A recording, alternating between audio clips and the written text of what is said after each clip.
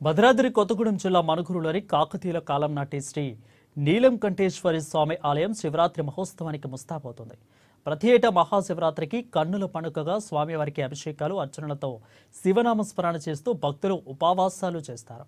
ఇక ఈ శివాలయం సుమారు 80 సంవత్సరాల కాలం నాటిదని ఒక భక్తుడికి స్వామివారు కలలో కనిపించి ఎప్పుడు ఆలయం ఉన్న చోట తవ్వమని చెప్పగా అక్కడ కాలగర్భంలో దాగిన శివలింగం బయటపడిందని ఆలయ అర్చకులు తెలిపారు.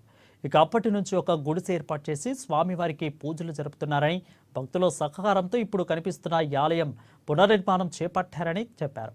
కాలగర్భంలో బయటపడ్డ శివలింగంతో పాటు ఆలయ నిర్మాణం తర్వాత పైన మరో శివలింగం ఉండడం ఇక్కడ విశేషమని అన్నారు.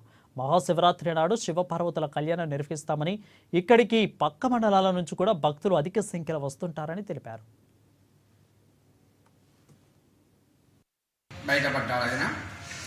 బయటపడి మనకు కనిపించిన దగ్గర నుంచి కూడా చిన్న పూలిపాక గుడిస రైతుల చెడ్డు వేసుకుంటూ ఈ పాటికి ఈ రోజుకి ఎండోమెంట్ సహకారం బయట భక్తుల సహకారంతో ఈ విధంగా మనం గుడి నిర్మాణం చేసుకోవడం జరిగింది. అప్పటి నుంచి కూడా నిత్య వైభవంగా పూజ కార్యక్రమం జరుగుతుంటాయి. ప్రతి కార్తీక మాసము శివరాత్రి అత్యంత వైభవంగా పూజ కార్యక్రమం జరుగుతుంటాయి. ఇక మన ఒక్క మనుగురు భక్తులే కాకుండా చుట్టుపక్కల మండలాలు రాష్ట్రాలు కూడా చెప్పచ్చు, జిల్లాలు రాష్ట్రాలు మండలాలు అందరూ కూడా ఒక శివరాత్రికి కార్తీక మాసం ఈ యొక్క స్వామివారిని దర్శించుకుంటారు. స్వామివారి తీర్థ ప్రసాదం